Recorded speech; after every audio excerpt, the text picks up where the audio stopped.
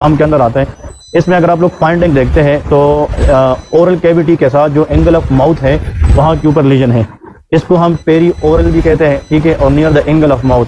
और ये अगर आप देखते हैं और से तो इसमें हनी कलर्ड क्रस्ट है। क्या है? Honey coloured crust. This honey coloured crust is hallmark of impetigo. ये क्या है? एम्पिटिगो है।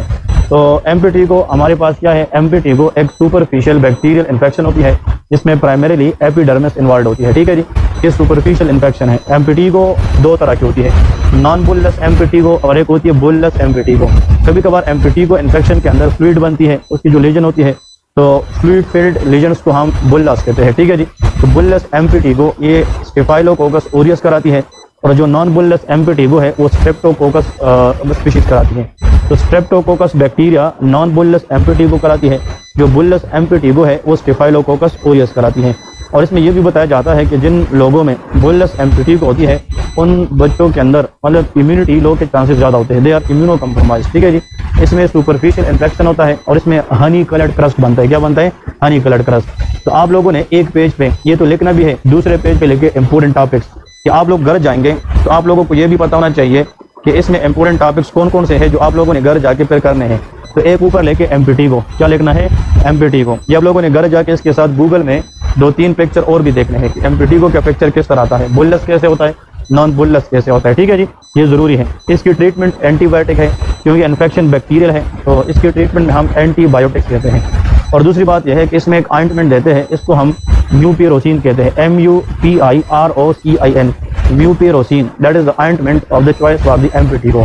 एम्पिटिगो के अंदर बच्चे को बुखार होती है, फीवर होता है और 5 दिन तक ये बच्चे होते हैं, उनको हम रेस्ट एडवाइस करते हैं कि वो स्कूल भी ना जाए, कोई बंदा काम पे ना जाए, तो इसमें 4 से 5 दिन बंदे को बेड रेस्ट करना चाहिए। मैं फिर से बता रहा हूँ, MUPIROCIN, म्यूपिरोसिन, ठीक है, ये ऑइंटमेंट होता है।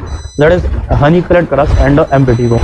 इसके बाद देखें इस पिक्चर को, अगर आप देखते हैं कि इसमें भी देखें हनी कलर्ड क्रस्ट, इसमें बिल्कुल एक किस्म की पस है, जो पस ड्राई हो चुका है। तो इस ओरल कैविटी या यहाँ पे कभी कभार जो नाक होती है नेज़ोलेबियल फोल्ड या यहाँ पे या अराउंड द ओरल कैविटी इस तरह की हनी कलर्ड क्रस्ट आती है, तो ये सारा का सारा किसकी है? एम्पिटिगो, ठीक है जी। That is what all about the impetigo. अब ये लीजन देखते हैं, इस लीजन में भी देखें ओरल कैविटी है और इसके साथ ये क्रस्ट बनी है, ड्राइड फॉर्म में क्रस्ट बनी है, ये भी एम्पिटिगो। आप लोगों ने देखा होगा घरों में या अस्पतालों में पेरेंट्स बच्चे लेके आते हैं, उनको बुखार होता है और इनकी जब आप ओरल कैविटी देखते हैं इसके इर्द गिर्द लीजन होती है और वो कहते हैं कि जब बच्चा सुबह सवेरे उठता है ये रोता है, क्योंकि जब ये क्रस्ट ड्राई होती है तो फिर बच्चे को मुंह खोलने में दिक्कत आती है।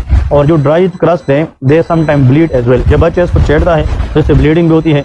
इसलिए इन बच्चों को कहते हैं कि रात को सोने से पहले इन क्रस्ट को सॉफ्ट रखने के लिए हम पॉलीफेक्स क्रीम भी बताते हैं कि पॉलीफेक्स उस पर लगाया करें ताकि रात भर अगर वो सोया रहे तो ये जनाब हमारे पास क्या ना हो जाए, मतलब ड्राई ना हो जाए। क्योंकि ड्राई फॉर्म की वजह से जब वो सुबह उठते हैं तो ये बच्चे फिर रोते हैं कि जनाब उनको माउथ ओपनिंग में डिफिकल्टी होती है, ठीक है। तो एक केस आप लोगों ने घर जाकर देखना है, उसका नाम क्या है? एम्पिटिगो है। एम्पिटिगो के अंदर स्किन का जो लेयर इन्वॉल्व होता है दैट इज एपिडर्मिस, ये सुपरफिशियल स्किन इन्फेक्शन है, ठीक है जी। इसके बाद अब नेक्स्ट ये एक लीजन है, देखें इस लीजन के अंदर अगर आप लोग गौर से देखें तो इसमें फ्लूइड फील्ड लीजन है, समझ रहे कि नहीं। अब इसमें 2 तरह की चीज़ें हैं। अगर इस तरह का लीजन एग्जाम के अंदर आए हैं और इसके साथ केस वगैरह नहीं लिखा है, जस्ट पिक्चर आप लोगों को दिखाया गया है, इसकी डिफरेंशियल डायग्नोसिस 2 होती है। एक तो लिखे ये बर्न है, ठीक है, अगर कोई चीज़ मतलब जगह जल जाती है, बर्न के अंदर इस तरह बुल्लस बनते हैं। और बर्न 3 तरह की होती है, first degree, second degree and third degree. जो फर्स्ट डिग्री है उसमें जस्ट एपिडर्मिस लेयर इन्वॉल्व होता है, सेकंड डिग्री में एपिडर्मिस के साथ डर्मिस होता है, और अगर whole thickness of the skin epidermis, dermis and hypodermis तो सारा थर्ड डिग्री है, ठीक है जी। कुछ बुक्स में कहते हैं बेली एंड लव सर्जरी के अंदर अगर all layers of the skin के साथ अंडरलाइन मसल्स भी इन्वॉल्व है तो 4th डिग्री है, अगर बोन्स तक ये है तो 5th डिग्री बर्न है, ठीक है जी। तो इस तरह की पिक्चर देखने से may be it is a burn case. लेकिन अगर हिस्ट्री भी दी है कि डॉक्टर साहब ये हिस्ट्री पढ़े और ये सामने पिक्चर देखे इस पेशेंट को क्या हो सकता है, तो उसमें ये चीज़ आप लोगों ने याद रखनी है। इस तरह के लोगों में अगर फटीग है, अगर इसको मलेज है और इसमें कोई बर्न की हिस्ट्री नहीं है, तो फिर इस तरह की कंडीशन को हम कहते हैं बुल्लस पेम्पिगॉइड। ये क्या है? बुल्लस पेम्पिगॉइड। मैं स्पेलिंग बता रहा हूँ, BULLOUS, that is bullous, BULLOUS space pemphigoid, PEMPHIGOID, pemphigoid, समझ रहे कि नहीं। तो बुल्लस पेम्पिगॉइड। बुल्लस पेम्पिगॉइड के ऊपर 2-3 MCQs आते हैं वाइवा के अंदर, वो बताता हूँ। देखिए आप लोग मुझे ये बताएं कि अगर हमारे बॉडी के अंदर हमारी इम्यून सिस्टम एबनॉर्मली रिएक्ट करे और हमारी बॉडी की सेल्फ टिश्यू को डैमेज करे तो उसको ऑटो इम्यून डिजीज़ कहते हैं। ये तो सबको पता है कि नहीं। स्किन के अंदर 2 तरह के ऑटो इम्यून डिजीज़ है जो आप लोगों ने याद रखनी है। एक का नाम बुलस पेम्पिगॉइड है और एक पेम्पिगस वल्गेरस है। क्या है? पेम्पिगस वल्गेरस। आप लोगों ने कॉपी में 2nd पेज पे मैंने कहा इंपोर्टेंट टॉपिक्स फॉर डर्मेटोलॉजी। एक क्या लिखा है? एम्पिटिगो। दूसरा लेके पेम्पिगस वल्गेरस वर्सेस बुलस पेम्पिगॉइड। ये CK2 जो USMLE स्टेप 2 CK है उस बुक के अंदर इसका एक टेबल है डिफरेंशिएशन, ये पेम्पिगस वल्गेरस और बुलस पेम्पिगॉइड में क्या डिफरेंस है वहाँ पे लिखा गया है। मेरी बात समझ रहे कि नहीं? तो अब मैं बता रहा हूँ, स्किन के अंदर एक प्रोटीन है उसका नाम है डिस्मोग्लिन प्रोटीन। कौन सा? डिस्मोग्लिन। अगर जल्दी लिखना है तो लिख सकते हैं डिस्मोग्लिन। अब वो डिस्मोग्लिन करता क्या है? ये हमारी स्किन का जो आउटर लेयर है उसमें जो सेल्स होते हैं केराटिन प्रोड्यूसिंग सेल, उनको केराटिनोसाइट्स कहते हैं। क्या कहते हैं? केराटिनोसाइट। उन केराटिनोसाइट्स के दरमियान बॉन्डिंग मेंटेन करना ये डिस्मोग्लिन का काम होता है। ठीक है जी। और फिर स्किन के अंदर एक और प्रोटीन है जिसका नाम हीमीडिस्मोसोम है। क्या है? हीमीडिस्मोसोम। ये वाले लोग बस एक कौन सा प्रोटीन है? हीमीडिस्मोसोम। और ये वाले एक क्या है? डिस्मोग्लिन प्रोटीन है। अब जो डिस्मोग्लिन है ये जितना अच्छा होगा हमारी स्किन के अंदर स्किन के जो सेल्स है उनकी कनेक्शन मेंटेन होती है। अब ऐसा ऑटो इम्यून डिजीज जिसमें एबनॉर्मल एंटीबॉडीज बने और वो स्किन के अंदर जाके हीमीडिस्मोसोम को डैमेज करे। किसको डैमेज करे? हीमीडिस्मोसोम। तो वो बुलस पेम्पिगॉइड है। क्या है? बुलस पेम्पिगॉइड। तो एग्जाम में आएगा आपसे वाइवा में कि बुलस पेम्पिगॉइड में क्या होता है? It is autoimmune disease in which antibody form against hemidesmosome. ठीक है जी। और अगर ऐसा ऑटो इम्यून डिजीज स्किन के अंदर जिसमें एंटीबॉडी किसके खिलाफ बने? डिस्मोग्लिन के खिलाफ बने तो वो पेम्पिगस वल्गेरस है। वो क्या है? पेम्पिगस वल्गेरस है। तो एक डिफरेंस समझ गए क्या नहीं? देखे दोनों ऑटो इम्यून डिजीज बट एक डिस्मोग्लिन के खिलाफ और एक हीमीडिस्मोसोम के खिलाफ। दूसरा डिफरेंस सुने, bullous pemphigoid affect the people after the age of 50। ये 50 साल से ज्यादा लोगों में होता है। ज्यादातर होने पे किसी भी एज में होता है बट ज्यादातर पीक एज उसका 50+ है। जो पेम्पिगस वल्गेरस है ये यंग एज के अंदर कॉमन है, 30 से 40 साल के दरमियान ज्यादा लोग होते हैं। दूसरा डिफरेंस समझ गए। तीसरा डिफरेंस ये है, देखें अगर आप इस बंदे की स्किन को देखिए तो ये ओल्डर लाइक मतलब ओल्डर जैसा बंदा दिख रहा है कि नहीं? ये पेम्पिगस वल्गेरस है। ये क्या है? बुलस पेम्पिगॉइड है। इसमें बुल्लास बनते हैं। क्या बनते हैं? बुल्लास। अब और से सुने, अगर ऐसा लीजन है, अब देखिए इसमें फ्लूइड है कि नहीं? इसमें है कि नहीं? इसमें है। तो हर एक फ्लूइड कंटेनिंग लीजन का जो साइज है, डायमीटर है, वो एक दूसरे से डिफरेंट है। अगर स्किन में ऐसा लीजन है जिसमें फ्लूइड है और उसका डायमीटर 1 सेंटीमीटर से कम हो, कितने से? 1 सेंटीमीटर, उसको वेजिकल कहते हैं। क्या कहते हैं? वेजिकल। और अगर वो वेजिकल बढ़ता जाए और उसमें साइज कितने से ज़्यादा हो जाए? 1 सेंटीमीटर से, तो उसको बुल्ला कहते हैं। क्या कहते हैं? बुल्ला। तो बुल्ला और वेजिकल दोनों में फ्लूइड होते हैं। एक 1 सेंटीमीटर से कम होता है और एक को ज़्यादा होता है। ठीक है जी। That is big one. आप लोग देख इसमें ज़्यादा बड़े बड़े है कि नहीं? तो आप लोगों ने फिर इनको नहीं देखना कि सर इसमें छोटे भी है। हमें मेजॉरिटी को देखना है, प्रोमिनेंसी को देखना है। जब आप इस पिक्चर को देखते हैं तो आप लोग की नज़र इन छोटों पे पड़ती है कि बड़े पे? बड़े पे। That is called bullous pemphigoid. ये बुलस कंटेनिंग इन्फेक्शन होते हैं। दूसरी बात, आप लोगों ने एक नाम सुना होगा निकोल्स्की साइन। ये नाम सुना है कि नहीं? Nikolsky sign, NIKOLSKY, Nikolsky sign. इसका मतलब क्या है? एनीवन जिसको आते हैं raise your hand. Nikolsky sign. हाँ ठीक है। Next anyone? टावस। Very good. इसमें आंसर ठीक है। देखें निकोल्स्की साइन का मतलब यह है कि अगर एक पेशेंट है उसकी स्किन इतनी लूज हो चुकी है कि जेंटल रब करने से उसका स्किन आसानी से उतर जाता हो, तो if you can gently rub the skin and epidermis layer easily scraped up, that is called Nikolsky sign positive. ये क्या है? Nikolsky sign positive. आपसे ये मुझसे खुद पूछा गया था कि निकोल्स्की साइन किस किस में होता है, वो मैं बता रहा हूँ। उनमें से एक कंडीशन का नाम पेम्पिगस वल्गेरस है। बुलस पेम्पिगॉइड नहीं, कौन सा? पेम्पिगस वल्गेरस है। जो डिस्मोग्लिन वाला है, मैंने आप लोगों को बताया था डिस्मोग्लिन का काम केराटिनोसाइट को अटैच कराना है।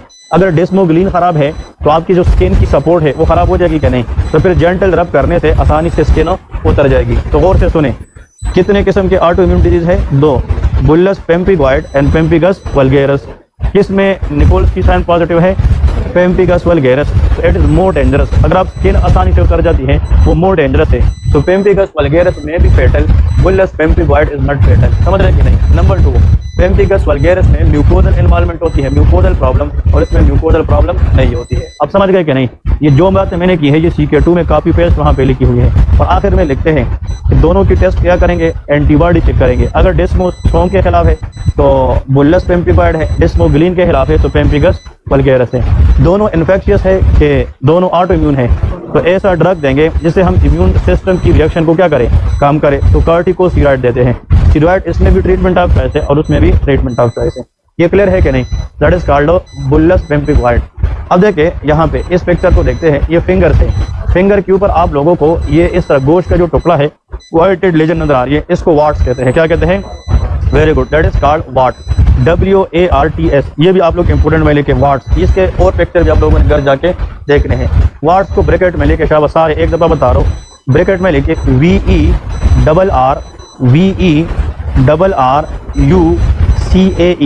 मैं फिर से रिपीट करता हूँ, VERRUCAE। वाट्स का दूसरा नाम डर्मेटोलॉजी में वेरुके है, वेरुके, समझ गए क्या नहीं? तो वेरुके का मतलब वाट्स होती है। आपसे वाइवा में पूछा जाएगा इसकी काज क्या है, ह्यूमन पेपिलोमा वायरस है, that is HPV, human papilloma virus type 6 and 11। कौन सा? 6 एंड 11, क्योंकि जो 16 और 18 है वो ऑन्कोजेनिक है, वो कैंसर कराती है, जो 6, 11 है वो वाट्स कराती है। Warts are non cancerous lesion. ये क्या है? नॉन कैंसरस लीजन है। अगर इस तरह की वाट्स जेनिटल एरिया पे रिप्रोडक्टिव पार्ट्स पे आ जाए तो उसको कोंडाइलोमेटा कहते हैं या कोंडाइलोमा कहते हैं। क्या कहते हैं? कोंडाइलोमा। वाट्स जो है इसकी डायग्नोसिस क्लिनिकल होता है, देखने से पता चलता है कि ये वाट्स है, और इसकी ट्रीटमेंट जो है क्रायोथेरापी, इसमें हम क्या कहते हैं टोपोलाइटिक एजेंट पोडोफाइलिन है और सर्जिकल रिमूवल है। ये जो मैंने कहा क्रायोथेरापी पोडोफाइलिन, इसके ऊपर हम डालते हैं, और जो वाट्स है एक्सेसिव ग्रोथ है उसको हम रिग्रेस कर देते हैं, और जिस पेशेंट की वाट्स को हम पोडोफाइलिन जैसे ड्रग से भी खत्म ना करें तो उसको सर्जिकली रिमूव करते हैं। ठीक है जी, that is what all about the warts. ये भी क्या है? ये भी वाट है। It is very very important one. अगर आप लोग देखते हैं मिसाल के तौर पर इधर देखिए, ये भी क्या है? ये वाट्स है, लेकिन ये एक से ज़्यादा है, ये मल्टीपल है। वाट जब बहुत ज़्यादा होते हैं ना, बहुत ज़्यादा, आप लोग अगर इधर देखें, ये इधर पिक्चर में इतना क्लियर नहीं है, बहुत ज़्यादा होते हैं, ये गोभी की तरह आपस में कटते होते हैं, कॉलीफ्लावर अपीयरेंस देते हैं। कौन सा? Cauliflower appearance. कल हमने ऑरिकुलर हीमेटोमा पढ़ा था, कॉलीफ्लावर, इस तरह वाट्स के अंदर भी कॉलीफ्लावर अपीयरेंस आती है। ठीक है जी। फिर इसके बाद ये देखिए, ये भी क्या है? ये वाट्स है। वाट्स है कि नहीं है? लेकिन देखें इसमें ये होल है ना, ये वैसे भी होते हैं, और कभी कभार जब हम चलते हैं तो इस पर ज़्यादा प्रेशर पड़ता है, जोर पड़ता है हमारी बॉडी का, तो उस वजह से भी इसके अंदर होल वगैरह होते हैं। लेकिन ये वाट्स हमारे फुट के बैक साइड पे हैं, इसको प्लांटर वाट्स कहते हैं। क्या कहते हैं? प्लांटर वाट्स, क्योंकि प्लांटर आस्पेक्ट के ऊपर होता है और ये फुट के ऊपर है, that is called plantar warts. देखिए ये वाला लीजन आप लोग को नजर आ रहा है कि नहीं? ये भी एक किस्म का क्या है? ये वाट्स है। ये बिल्कुल फ्लैट हो चुका है और ये थोड़े से पॉइंटेड वाट्स होते हैं। ठीक है जी। इसके बाद नेक्स्ट इसको देखिए, NRE2 में आ भी चुका है, ये नम्स के पेपर से मैंने काफी पेस्ट उठाया था। ठीक है, इसको थोड़ा सा गौर से सुनते हैं। देखें, ये इन्फेक्शन एक लीजन है, गौर से सुने, लीजन है, और इस लीजन के अंदर अगर आप लोग देखते हैं तो इसमें आप लोग को मल्टीपल पस फॉर्मिंग इन्फेक्शन नजर आ रही है। ये पस बनी है कि नहीं बनी? ये जो आप लोग को डॉट डॉट की शक्ल में नजर आ रही है, ये पीप है। क्या है? पीप है, ये पस है। तो ऐसा इन्फेक्शन जो फ्लिशी हो, फ्लिशी मीन रेड भी हो, कभी कभार ब्लैकिश भी हो, लेकिन इसमें खासियत यह है कि मल्टीपल फर्स्ट फॉर्मिंग लीजन हो, और कभी कभार एग्जाम में आता है इससे पीप आ रही होती है, मतलब यह है कि पीप निकल रही होती है।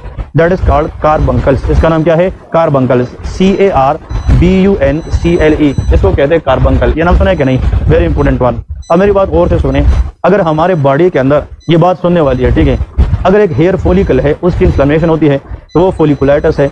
अगर हेयर फॉलिकल इन्फ्लेमेशन ज़्यादा होगी तो उसको फ्रंकल्स कहते हैं, और जब फ्रंकल के ऊपर इन्फेक्शन हो जाए और वहाँ पे मल्टीपल फर्स्ट फॉर्मिंग लीजन बन जाए तो उसको कार्बंकल कहते हैं। क्या कहते हैं? कार्बंकल। तो फोलिकुलाइटिस से फ्रंकुलोसिस बनता है, फ्रंकुलोसिस से कार्बंकुलोसिस बनता है। ठीक है जी। और इसका काज स्टेफाइलोकोकस ओरियस है। क्या है? स्टेफाइलोकोकस ओरियस है। और एग्जाम में आएगा, ये उन लोगों में ज़्यादा होता है जिनकी इम्यूनिटी क्या होती है? वीक होती है, स्पेशली या डायबिटिक पेशेंट होते हैं या स्टीरॉयड इंटेकर होते हैं, तो जिनकी इम्यूनिटी सुप्रेस होती है उन लोगों के अंदर कार्बंकल के चांसेस ज़्यादा होते हैं। ठीक है जी। फिर इधर देखें, इस लीजन को गौर से सुने, इस लीजन में सीवियर रेडनेस है कि नहीं? पिक्चर को देखा गलत, dermatology is all about observation. इसमें रेडनेस, ये देखिए नॉर्मल स्किन है ना, इसकी ये रेडनेस है इसके लिए। और आप लोग को ये पस नजर आ रही है कि नहीं? ये जो पॉइंटेड एरिया, ये सारा क्या है? ये पस है। देखिए अब यहाँ पे ये पस इकट्ठी हो चुकी है, तो फिर इसने जाके ड्रेन होना है, तो ये भी कार्बंकल का एक पार्ट है। ये भी कार्बंकल है। कार्बंकल या तो बैक ऑफ द नेक पे ज़्यादा होता है, ये back side of the back, मतलब जो हमारी लो बैक है वहाँ पे भी ज़्यादा, लेकिन ये उन एरियाज में ज़्यादा होता है जिसमें हेयर ग्रोथ क्या होती है? ज़्यादा होती है। फिर इस पिक्चर को देखते हैं, इस पिक्चर के अंदर देखें, हम ये कहेंगे कि इसमें ये नॉर्मल स्किन है कि नहीं, और स्किन के साथ देखिए तो यहाँ पे स्किन अलग है, इसको डीपिगमेंटेड स्किन कहते हैं। It is vitiligo. ये क्या है? Vitiligo. Partial depigmentation of the skin is called vitiligo. अब वेटिलिगो एक ऑटो इम्यून डिजीज है जिसमें एंटीबॉडीज बनती है and they target melanin producing cell, melanocytes. कौन से? मेलानोसाइट। तो जब मेलानोसाइट डैमेज होंगे वो मेलानिन पैदा नहीं कर पाएंगे, तो हमारी स्किन की जो ब्लैक पिगमेंटेशन है वो खराब हो जाती है, and they lead to a condition known as vitiligo, इसको क्या कहते हैं? वेटिलिगो कहते हैं। वेटिलिगो के बारे में याद रखें, जिनको वेटिलिगो होती है उन लोगों में अदर ऑटो इम्यून डिजीज के चांसेस भी ज़्यादा होती है। अगर वो फीमेल होगी तो उनको हाइपोथायराइडिज्म के चांस होती है, लाइक हशीमोटो थायराइडाइटिस, पर्नीशियस अनीमिया का नाम सुनेंगे नहीं, इन लोगों में पर्नीशियस अनीमिया के चांसेस ज़्यादा होती है। तो कहने का मतलब vitiligo in a patient is highly associated with other autoimmune disease as well. इसमें हम क्या करेंगे, इसमें भी हम स्टीरॉइड देंगे, और स्टीरॉइड की वजह से जो वेटिलिगो हो चुकी है वो तो हो चुकी है, बहुत कम लोग होते हैं जिनका वेटिलिगो दोबारा ठीक होता है। जो हो चुके हैं वो ऑलरेडी है, बट इसकी मजीद डैमेज को हम क्या कर सकते हैं, कम कर सकते हैं बाई गिविंग टॉपिकल स्टीरॉइड। क्या देंगे? टॉपिकल, मतलब क्रीम की शक्ल में, ऑइंटमेंट की शक्ल में हम स्टीरॉइड देते हैं, इससे हम वेटिलिगो को कंट्रोल कर सकते हैं। फिर इसके अलावा ये जो पिक्चर है इसमें भी आप लोग देखें तो बिल्कुल आप लोग को नजर आएगी। देखिए यहाँ पे नॉर्मल स्किन है कि नहीं, ये नॉर्मल स्किन है, और ये हमारे पास पार्शियल डीपिगमेंटेशन है, दैट इज कॉल्ड वेटिलिगो। तो वेटिलिगो आप लोगों ने पढ़ के जाना है। देखिए ये भी एक क्लियर कट केस है, दैट इज आल्सो वेटिलिगो। तो इसमें अगर आप लोग देखते हैं ये नॉर्मल स्किन, आप लोगों ने इसके साथ इन एरियाज को, इसमें पार्शियली डीपिगमेंटेशन होती है। क्या होती है? Partial depigmentation. इसके अलावा अगर हम ये वाला पिक्चर देखते हैं, देखिए ये बिल्कुल वाइट है, समझ रहे कि नहीं, कंप्लीटली वाइट। ये इससे नजर नहीं आ रहा है कि इसकी हेयर भी वाइट है, इसकी आईब्रोज वगैरह सारा क्या है? वाइट है, दैट इज अल्बिनिज्म। ये क्या है? अल्बिनिज्म। वेटिलिगो पार्शियल डीपिगमेंटेशन है, जो अल्बिनिज्म है वो जनरलाइज डीपिगमेंटेशन है, ठीक है, जिसमें पूरी बॉडी जो है ये वाइट हो जाती है। और अल्बिनिज्म के अंदर टायरोसिनेज एंजाइम का मसला होता है, और टायरोसिनेज वो एंजाइम है जो मेलानिन प्रोड्यूस करता है मेलानोसाइट से। जैसे आप लोगों ने याद रखना है, इसमें बिल्कुल मेलानिन बनती नहीं है, और वेटिलिगो में मेलानिन होती है लेकिन जगह जगह पे काम नहीं करती, इसलिए उसमें पार्शियल डीपिगमेंटेशन है और इसमें फुल डीपिगमेंटेशन। इन लोगों को दो चीज़ों की कॉम्प्लिकेशन चांसेस होती है। नंबर 1 विजुअल प्रॉब्लम, क्योंकि इन लोगों की जो रेटिना है their increase risk for damage. Why? इनकी जो ब्लैक पार्ट है ना आई की, वो लाइट को देख नहीं सकते, क्योंकि इसकी ये सारी की सारी क्या है, ये वाइट है, और जो ब्लैक पार्ट हमारी स्किन की है, हेयर्स की है या अंदर आई की है, ये लाइट को रिफ्लेक्ट करने में हेल्प करती है। ये लोग ज़्यादा देर तक धूप में ये सूरज को देख नहीं सकते, तो इन लोगों में विजुअल प्रॉब्लम के चांसेस ज़्यादा होते हैं। तो आप लोग अगर प्रैक्टिस में इंशाल्लाह जाएंगे डर्मेटोलॉजी के अंदर या और ऐसे लोगों देखे होंगे, तो 100 में से 80% लोगों को जिनको अल्बिनिज्म होता है वो ग्लासेस पहनते हैं, समझ रहे कि नहीं, वो ग्लासेस पहनते हैं। और दूसरी चीज़, इन लोगों में स्किन कैंसर के चांसेस भी ज़्यादा होते हैं, क्योंकि जो मेलानिन है it is a cancer protective, क्योंकि the most common risk factor for skin cancer that is exposure to sunlight. तो ये सनलाइट को जब हम एक्सपोज होते हैं, हमारी जो मेलानिन है ये सन रेस को अंदर एब्जॉर्ब होने नहीं देती। तो अगर इन लोगों में मेलानिन नहीं है, बिल्कुल वाइट है, तो इन लोगों में स्किन कैंसर के चांसेस ज़्यादा होते हैं। तो विजुअल प्रॉब्लम और स्किन कैंसर ये बहुत इंपॉर्टेंट है, इन लोगों में इनके चांसेस ज़्यादा होते हैं। इस लीजन को देखते हैं और से देखिए, ये जो लीजन है इसकी थोड़ी सी डिस्क्रिप्शन बताता हूँ। देखिए ना, इस लीजन को देखिए, ये इसके बॉर्डर है, क्या है? बॉर्डर है। अगर आप इसकी बॉर्डर को देखते हैं, ये राउंड की शक्ल में है कि नहीं, इसकी बॉर्डर राउंड है और ये इसका सेंटर है। यार ये स्किन नॉर्मल है कि एबनॉर्मल? ये माउस को देखो, ये क्या है? नॉर्मल है। अब देखिए ये क्या है? एबनॉर्मल है। और ये भी आपको नॉर्मल जैसा स्किन नजर आ रहा है कि नहीं? इसका मतलब ऐसा लीजन जिसकी बॉर्डर रेड है और वो राउंड शक्ल में होती है और इसकी सेंटर में ज्यादातर स्किन किस जैसा नजर आ रहा हो? नॉर्मल की तरह। इसको कहते हैं सेंट्रल क्लियरिंग। क्या कहते हैं? Central clearing. कि ऐसा लीजन जिसका सेंटर नॉर्मल स्किन जैसा नजर आए उसको सेंट्रल क्लियरिंग कहते हैं। और इसकी जो बॉर्डर है वो रेड है और क्या है? राउंड शक्ल में है। तो इसको राउंड क्या कहते हैं? वर्म कहते हैं, या इसको टीनिया इन्फेक्शन कहते हैं। क्या कहते हैं? टीनिया इन्फेक्शन कहते हैं, इसको राउंड वर्म इन्फेक्शन कहते हैं। मेरी बात समझ रहे कि नहीं? जो tinea infection, sorry round worm नहीं, इसको रिंग वर्म कहते हैं। क्या कहते हैं? Ring worm. तो ये टीनिया इन्फेक्शन है जिसको माइकोलॉजी या स्टडी ऑफ द उसमें फंजाई की स्टडी में इसको हम डर्मेटोफाइट इन्फेक्शन भी कहते हैं। तो डर्मेटोफाइट या रिंग वर्म इन्फेक्शन, या आप लोग कह सकते हैं दैट इज टीनिया इन्फेक्शन। कौन सा? टीनिया। अब और से सुने, ये आप लोग को कौन से बॉडी का पार्ट दिखा रहे हैं? ये कौन सा पार्ट हो सकता है? ये लेग है कि हाथ है?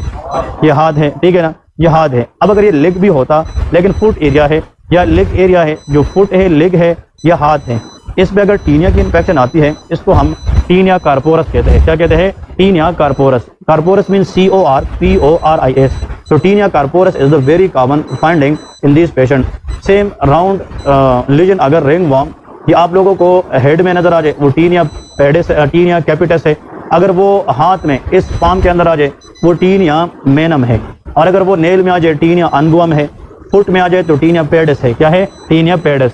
कभी कभार कुछ लोगों में ये जो बेड एरिया है ना, इधर भी इस तरह राउंड शक्ल के लीजन होते हैं, उनको टीनिया बारबे कहते हैं। बारबे बेड एरिया पे आता है, ठीक है। लेकिन हाथ पे हो या लेग पे हो इसको टीनिया कार्पोरस कहते हैं। इसकी जो काज है वो डर्मेटोफाइट इन्फेक्शन है। इसका ट्रीटमेंट ऑफ चॉइस देखे, मतलब इसमें हम एट्राकोनाजोल, ठीक है जी, क्लोट्रीमाजोल देते हैं।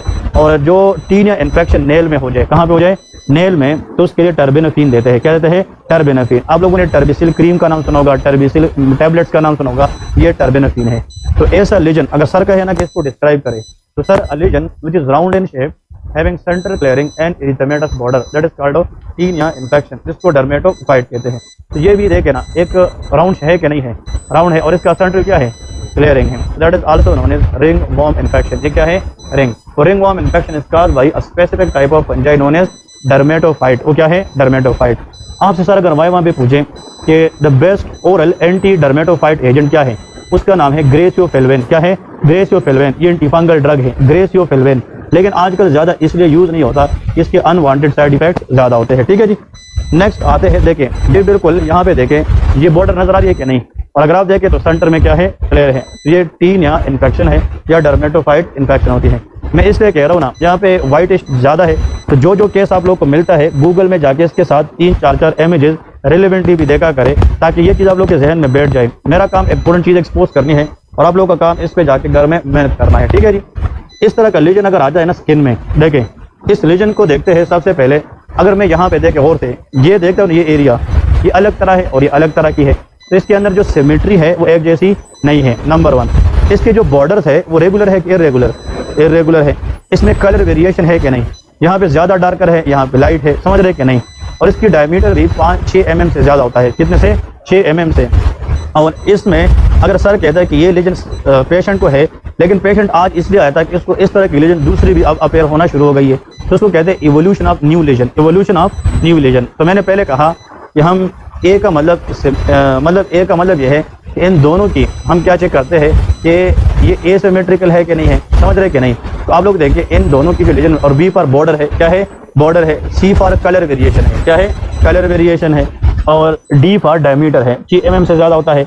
और E for evolution of new lesion है। तो इस तरह का लीजन अगर आ जाए, ये ब्लैकिश यहाँ पे ज़्यादा है कि नहीं, इसका मतलब यह है कि ये मेलानिन प्रोड्यूसिंग ट्यूमर हो सकती है। It is melanoma. ये क्या है, melanoma. So melanoma is a skin cancer which has a very very poor prognosis. इसकी जो प्रोग्नोसिस है वो बहुत ज़्यादा पुअर होती है।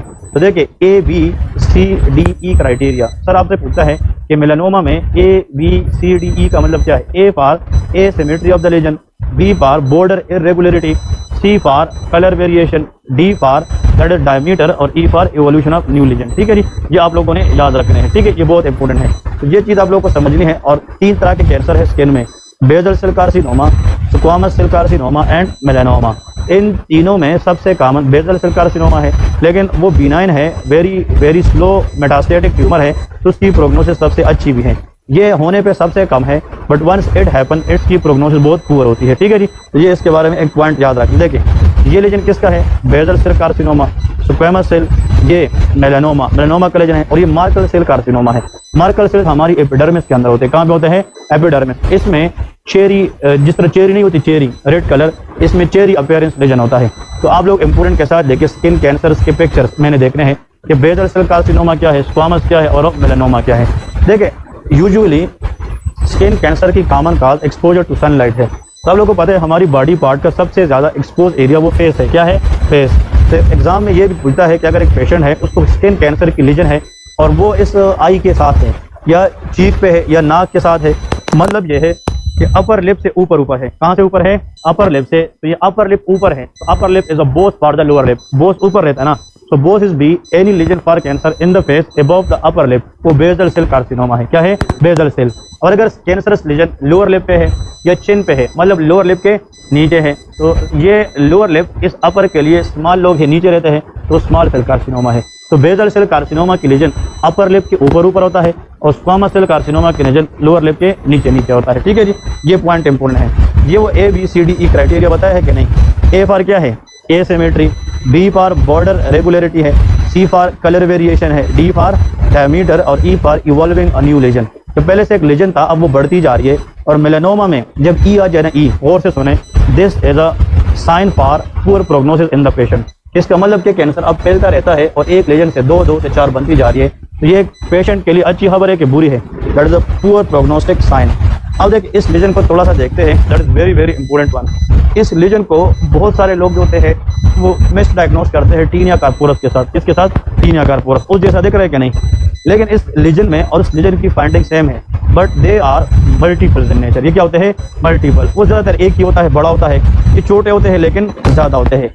इनको कहते हैं, नहीं, इसको कहते हैं टारगेटाइड लीजन। क्या कहते हैं? टारगेटाइड। TARGETOID, टारगेटाइड लीजन इसको कहते हैं। TARGETOID, that is called targetoid lesion. ये हर्पीज सिम्प्लेक्स वायरस इंफेक्शन के साथ होते हैं। किसके साथ?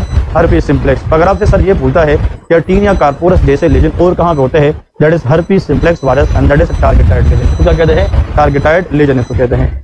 अब इसको देखते हैं, इसके हेयर में यहाँ पे लीजन है कि नहीं। इसको कहते हैं बोगी मास। क्या कहते हैं? देखे ना, यहाँ पे एक जिस तरह डिब्बी से गंध है इकट्ठी हुई है, बोगी मास। और ये क्लियर लीजन है कि ये डर्टी लीजन है। हाँ जी, डर्टी लीजन है। ये डर्ट से इसके अंदर डर्टी लीजन है। That is the hallmark of tinea capitis. ये किसके अंदर होता है? Tinea capitis. आप लोग कहेंगे कि सर टीनिया कैपिटस भी है और यहाँ पे देखिए इसके साथ हियरिंग लॉस भी हो रही है, तो एलोपेशिया भी है। क्या है? एलोपेशिया। लेकिन एलोपेशिया एरियाटा नहीं है। एलोपेशिया एरियाटा में आपको स्कल नजर आता है, उसमें डर्ट वगैरह नहीं होता। ऐसे लोग देखे होंगे जिसकी जगह जगह पे हेयर लॉस होती है, इधर एक राउंड बनता है, इधर एक राउंड बनता है, उसमें इन्फेक्शन नहीं होता। वो एलोपेशिया एरियाटा ऑटोइम्यून डिजीज है, बट ये फंगल इन्फेक्शन है। That is tinea capitis caused by dermatophyte. Tinea infection है। ठीक है जी। इसके लिए हम क्या देंगे? कीटोकोनाजोल शैम्पू देंगे। क्या देंगे? कीटोकोनाजोल शैम्पू देंगे, जिससे वो सर्द होएगा ताकि जो फंगस है वो खत्म हो जाए। और ओरल क्लोट्रीमाजोल देंगे या ओरल इसको फ्लूकोनाजोल देंगे। इसलिए ओरल देते हैं ताकि स्काल्प एरिया में ब्लड पहुंचने के लिए हाई डोज चाहिए होता है। तो इसकी ट्रीटमेंट याद रखें 2 महीने होता है। कितने? 2 महीने। 150 milligram fluconazole once a week देते हैं फॉर 2 मंथ्स। तो इसका मतलब यह है कि 8 गोली का कोर्स होता है, हर वीक एक गोली लेनी पड़ती है। आज एक गोली खाएगा बंदा, वो 8 दिन के बाद दूसरा गोली खाएगा। समझ रहे कि नहीं? ओरल देंगे और डेली के बेस पे 1 महीने तक कीटोकोनाजोल शैम्पू से वो सर्द होएगा। मेरी बात समझ रहे कि नहीं? तो ये जनाब क्या है? टीनिया कैपिटस है। और इसके अंदर जो बोगी मास आप लोग को नजर आ रही है, ये जो स्वेलिंग नजर आ रही है, इसको कैरियोन कहते हैं। क्या कहते हैं? कैरियोन। KERION, that is called कैरियोन। इसके बाद ये जो लीजन है, ये भी देखे यार, ये एरिया देखिए, नाक है कि नहीं है? नोज है ना, नोज के ऊपर ये लीजन, ये बम्प्स नजर आ रहे हैं कि नहीं? तो ये स्किन कैंसर का लीजन है, ये बेजल सेल कार्सिनोमा है। क्योंकि यार नाक is above the upper lip, upper lip से ऊपर बेजल सेल कार्सिनोमा। ये इसके फिर मुख्तलिफ शेप होते हैं। ये भी कार्सिनोमेटस लीजन है। मेरी बात समझ रहे कि नहीं? ये आप लोगों ने जाके रेलिवेंटली देखना है। अब देखें यार, ये तो ये लाइट थोड़ा सा ऑफ करें 1 मिनट के लिए, अच्छे तो नजर आए ना। देखिए आप लोग, इस देखिए यहाँ पे आप लोग को सिल्वरी प्लाक्स नजर आ रही है कि नहीं? ये आप लोग घर जाके ना ये PDF अभी भेजूंगा, मोबाइल में देखेंगे तो आप लोग को क्लियर कट सिल्वरी स्केल नजर आएगी, सिल्वरी प्लाक्स नजर आती है। That is psoriasis. ये क्या है? सोरायसिस। और जो सोरायसिस है, इसकी स्केलिंग जो होती है वो एक्सटेंसर आस्पेक्ट से ज्यादा होती है। ये एल्बो पे या नी जॉइंट के ऊपर, extensor part of the body के ऊपर सोरायसिस के चांसेस ज्यादा होते हैं। Psoriasis is a chronic dermatological problem in which auto immune involvement is there. ये कोई इन्फेक्शन नहीं है, ये ऑटो इम्यून इन्वॉल्वमेंट की वजह से होता है। और इसकी जो ट्रीटमेंट है that should be long term. ये क्या होती है? Long term. इसमें विटामिन A देते हैं, इसमें विटामिन D देते हैं, और इसमें जनाब कभी कभार अल्ट्रा वायलेट रेज भी पास करते हैं, जिससे हम प्लाक्स को क्या कर सके? वो कम कर सके। चलो, how many layers of the skin we have? 3। जो बाहर का लेयर है एपिडर्मिस, उसमें जो 90% सेल्स पाए जाते हैं वो केराटिनोसाइट से। कौन से है? केराटिनोसाइट। तो आंसर करें, the most abundant cells of the epidermis is keratinocyte. और keratinocytes are the keratin producing cells. ऐसा है कि नहीं? ये केराटिन बनाती है। तो आप लोग को देखे, ऐसा ऑटो इम्यून डिजीज जिसमें केराटिनोसाइट ए से एक्टिवेट हो जाए कि वो बियॉन्ड द लिमिट 20-30 टाइम्स ज़्यादा केराटिन बनाना शुरू करे, तो वो स्किन पर क्लियर नहीं करेगा। तो जब आप एक चीज़ बनाते जा रहे तो वो स्किन पे क्या होगा? डिपोजिट होगा। और उस एक्सेस डिपोजिशन ऑफ किसकी वजह से? केराटिन की वजह से ये सिल्वरी प्लाक्स नजर आते हैं। समझ रहे कि नहीं? तो सोरायसिस के अंदर जो सिल्वरी प्लाक्स होते हैं, they are nothing but they are excess keratin deposition. ठीक है जी, ये याद रखें। अब बाद लोग इसको छेड़ते हैं, और से सुने, जब ये छेड़ते हैं ना, लोग इसको उतारने की कोशिश करते हैं कि यार एक तो psoriasis never ever affect face, ये फेस को अफेक्ट नहीं करता, इसमें कॉस्मेटिक वैल्यू खराब नहीं होती, क्योंकि इंसान ने कपड़े पहनने होते हैं, नहीं पता किसी को सोरायसिस है कि नहीं है। तो मतलब पब्लिक के अंदर एक तो ये लोग दे फील रिलैक्स, क्योंकि यार ये नी जॉइंट पे होता है या एल्बो पे होता है, ये फेस वगैरह पे नहीं होते, तो पब्लिक के अंदर इसको नोटिस वगैरह नहीं करते। दूसरी बात, सोरायसिस के साथ पेशेंट के साथ अगर आप मिसाल के तौर पे हाथ मिलाते हैं कॉन्टैक्ट में आते हैं, जो वो शादियाँ करते हैं, इसका मतलब दे आर नॉट ट्रांसमिटेबल, ये एक बंदे से दूसरे को नहीं लग सकती। जिस तरह स्केब भी सुलगती है ना, ये एक बंदे से दूसरे को नहीं लग सकती। इन बंदों को हम सोसाइटी में वेलकम करते हैं ताकि ये डिस्करेज ना हो जाए, ठीक है जी। दूसरी बात यह है कि जो सोरायसिस के पेशेंट होते हैं, ये कभी कभार उस स्केल को क्या करते हैं, स्क्रैप करते हैं, रिमूव करते हैं, और जब स्केल वो रिमूव करते हैं तो दैट पार्ट ब्लीड, वहाँ से क्या होता है, ब्लीड होता है। तो सोरायसिस की स्केलिंग को रिमूवल से जो क्या होती है, ब्लीडिंग होती है, इसको अस्पेट साइन कहते हैं। ये भी लिखे AUSPITZ, ये भी वाइवा में पूछते हैं, that is called Auspitz sign, AUSPITZ, that is Auspitz sign. अगर आपसे सर पूछे कि Auspitz sign is what, that is when the person is scraping the scale and they gently scrape and the bleeding occur, इसको कहते हैं Auspitz sign which is positive in psoriasis. ये किसके अंदर पॉजिटिव है, सोरायसिस के अंदर पॉजिटिव। अब इस पिक्चर को देखते हैं, गौर से सुने। ये जो पिक्चर है ना, इसमें दो चीजें हैं। ये सीवियर रेडनेस है, क्या है, redness. This face is red like a rose, इसको रोजिया कहते हैं। क्या कहते हैं, रोजिया इन्फेक्शन, ये रोजिया है। और अगर इसके साथ ऑटो इम्यून डिजीज की हिस्ट्री होगी, it may be a Mailer रेश, मतलब कभी कभार बटरफ्लाई रेश भी हो सकता है ना SLE के अंदर, तो या तो ये मेलर रेश है या इसको हम कहते हैं क्या, दैट इज रोजिया। तो रोजिया इन्फेक्शन, और रोजिया इज अ वायरल इन्फेक्शन। इसका एग्जैक्ट काज अननोन है, बट वायरल इन्फेक्शन की वजह से होती है। अब इधर देखिए, ये जो एरिया है, अब देखिए सीवियर रेडनेस है कि नहीं, सीवियर रेडनेस है, इसमें फेस भी है, चीक भी है और नाक भी है, तो ये भी रोजिया है। क्या है, रोजिया। और रोजिया के ऊपर सेकेंडरी इन्फेक्शन भी हुई है। देखिए ये आप लोग को नजर आ रही है कि नहीं, सेकेंडरी इन्फेक्शन।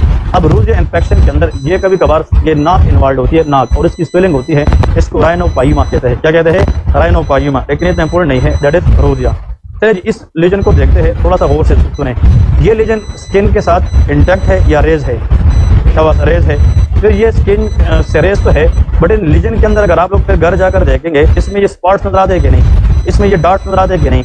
इसकी मिसाल ऐसी है जिस तरह बॉडी का एब्डामिन है। क्या है, एब्डामिन। हमारा एब्डामिन बॉडी के साथ बिल्कुल अंदर है या थोड़ा सा बाहर होता है, बाहर होता है। एब्डामिन वाहिद एरिया है जो बाहर जाता है, और इसके अंदर अम्बिलिकस होता है। क्या होता है, अम्बिलिकस। तो यहाँ पे सोचे कि ये लीजन स्किन से बाहर है, रेज है, और इसमें क्या है, अम्बिलिकल लाइक होल है, इसको अम्बिलिकेटेड लीजन कहते हैं। क्या कहते हैं, अम्बिलिकेटेड लीजन। और it is hallmark of molluscum contagiosum. ये किसके अंदर होता है, मोलस्कम कंटाजियोसम। ये नाम सुने कि नहीं, MO, मैं बता रहा हूँ, MOLLUSCUM, molluscum contagiosum. It can transfer through contact, ये कंटेक्ट से ट्रांसफर होती है, इसलिए कंटाजियोसम है। मेरी बात समझ है कि नहीं। Molluscum contagiosum is a viral illness caused by pox virus. कौन से वायरस, pox virus, POX, pox virus कराता है। ये दो लोगों को अफेक्ट करता है, स्कूल गोइंग चिल्ड्रन को या एडल्ट में तब अफेक्ट करता है जब उसकी इम्यूनिटी कमजोर होती है, स्पेशली एड्स पेशेंट को। किसको, एड्स, ये एड्स पेशेंट के अंदर होता है। और molluscum contagiosum is a very very contagious infection. अब इधर देखिए, यहाँ पे ये जो लीजन होते हैं, they are above a raised, raised है। यार ये इधर इतना क्लियर नहीं है, जब आप लोग फिर घर जाके पढ़ेंगे, इसमें ये आप लोग को ये अम्बिलिकेटेड लीजन, ये होल नजर आ रही है कि नहीं। देखें आप लोगों को, जब वहाँ पे एनआरई स्टेप 2 में इस तरह का लीजन आता है, वो क्लियर कट होता है, देखने से पता चलता है कि लीजन रेज है, लेकिन इसकी सेंटर में होल है, बटन है, इसको कहते हैं अम्बिलिकेटेड लीजन। अब ये एक से ज्यादा है, मतलब ये ग्रुप ऑफ लीजन है। क्या है, ग्रुप ऑफ लीजन है। फिर इसके अब देखें, थोड़ा सा क्लियर हो गया कि नहीं। इसमें ये स्किन के साथ एक रेज है, रेज है, और ये इसके अंदर अम्बिलिकस लाइक होल है कि नहीं। तो ऐसा लीजन जो अम्बिलिकेटेड लीजन हो, दैट इज कॉल्ड मोलस्कम कंटाजियोसम। ठीक है जी। इधर देखिए, this one is very very important one. इस लीजन को अगर आप देखते हैं, यहाँ पे ये इस पेशेंट को पहले कोई लीजन था, इन्फेक्शन हुआ था, फिर यहाँ से बंदे की ब्लीडिंग नजर आ रही है कि नहीं। और ये ऊपर यार इसके हेयर है, क्या है, हेयर, ये कार्बंकल है। क्या है, कार्बंकल, मतलब इसने वो ड्रेन किया है, ड्रेन मतलब जो पस वगैरह है वो ड्रेन किया है। ठीक है, ये कार्बंकल है। इधर देखिए, ये सोरायसिस है। क्या है, सोरायसिस है, वेरी गुड। ये लीजन देखते हैं, ये हमारे पास ये जो लीजन होते हैं ना, ये पेटिरियासिस, आप लोगों ने अपना पेटिरियासिस रोजिया इन्फेक्शन लिखे, या मतलब उसको हम कह सकते हैं कभी हाइपोपिगमेंटेड है, कभी हाइपर पिगमेंटेड है। ठीक है, और ये एक्जिमा भी हो सकता है। क्या हो सकता है, एक्जिमा हो सकता है। ये भी सेम एक्जिमा है। अब इधर देखिए, ये बुल्लस नजर आ रही है कि नहीं, फ्लूइड फिल्ड लीजन है ना, ये फ्लूइड फिल्ड लीजन है। और यंगर एज का एक ओल्डर, ये बुल्लस पेम्पिक्वाइड है। क्या है, बुल्लस पेम्पिक्वाइड है। देखिए यार, इस बंदे को देखिए, यहाँ से ड्रेनेज हो रही है कि नहीं, ये कार्बंकल है, फिर इसने ड्रेन किया है और फिर बाद में ठीक हुआ है। क्लियर है, ये कार्बंकल, ये क्या है, वेरी गुड। और ये अब देखिए, basal cell carcinoma, very good. इसके बारे में थोड़ा सा आप लोग फिर ये पढ़ेंगे, ये आप लोग को आसान होगी। मेलानोमा है, हाँ, ये वही फिर आप लोग को सेम आएगी। ये क्या है, ये रिंग वॉर्म इन्फेक्शन है। अगर नेल को हो जाए तो इसमें यहाँ पे नेल के अंदर ये येलोविश आएगी और साथ में नेल टूटे होंगे, मतलब कहीं ना कहीं पे नेल टूटे रहेंगे। मैंने अभी आप लोग को जनरल एग्जामिनेशन में बताया था ना कि yellowish nail with broken nail, ये दोनों जब आ जाए इसको fungal infection of the nail कहते हैं, इसको ओनाइकोमाइकोसिस कहते हैं। क्या कहते हैं? ओनाइको, ONY, ओनाइको, ONYCHOMYCOSIS, उसको ओनाइकोमाइकोसिस। द ड्रग ऑफ चॉइस टर्बेनाफिन, क्या देंगे? टर्बेनाफिन। ये क्या है?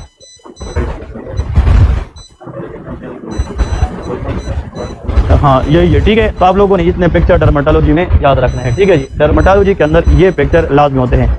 अब लेके इम्पोर्टेंट वाइवा प्लस एमएच, जल्दी लेके शाबाश। ये करना तो सारे हैं, आखिर में ये जरूर करना है, important viva plus MH. Number 1 psoriasis देखना है प्रॉपर तरीके से, सोराइसिस। नंबर 2 लेके स्किन कैंसर लीजन, तो ब्रैकेट में BCC, SCC और मेलानोमा, ये 3 देखने हैं। सोराइसिस और स्किन कैंसर में 3 है। नेक्स्ट है वेटिलिगो, कौन सा? वेटिलिगो, इसके इमेजेस जरूर देखने हैं।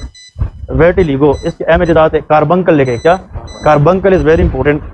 कार्बंकल, मोलस्कम कंटाजियोसम, ये आप लोगों ने देखना है, मोलस्कम कंटाजियोसम। नेक्स्ट देखे एम्पिटिगो, कौन सा? Impetigo, it is very very important one, impetigo. और एक आप लोगों ने एक्स्ट्रा गूगल करना है, आई डोंट नो इधर पिक्चर आया नहीं, वो शायद इन लोगों से भूल गया है। आप लोगों ने एक्नी वल्गेरस, कौन सा देखना है?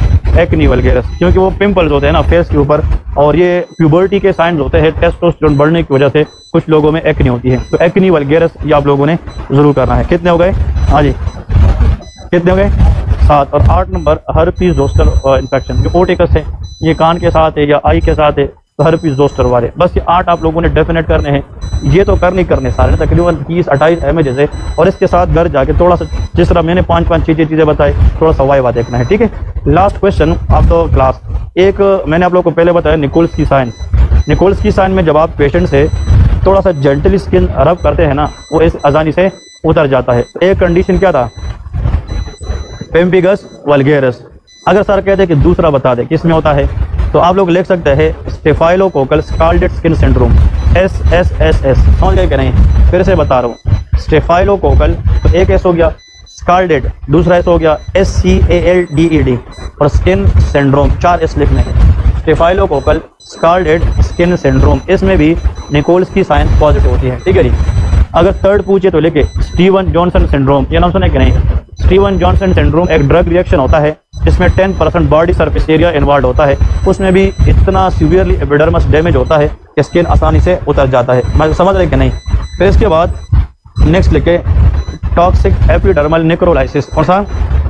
Toxic epidermal नेक्रोलाइसिस, TEN, toxic epidermal necrolysis. ये वो ड्रग रिएक्शन है जिसमें बॉडी सरफेस एरिया का 30% एरिया इन्वॉल्व होता है। कितना?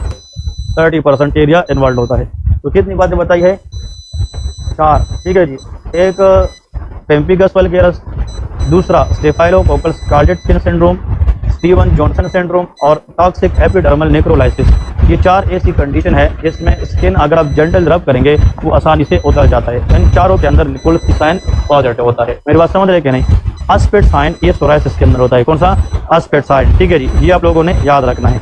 कुछ डर्मेटोलॉजिकल कंडीशन है वो आप लोगों ने अगर देखना है बाद में नोट्स में देखें, लेकिन कभी कभार क्या होता है, एक पेशेंट को लीजन होता है ना, और आप उसकी नॉर्मल एरिया को रब करते हैं और उस रब एरिया के ऊपर उस तरह का लीजन अपेयर होता है जिसको पहले से होता है।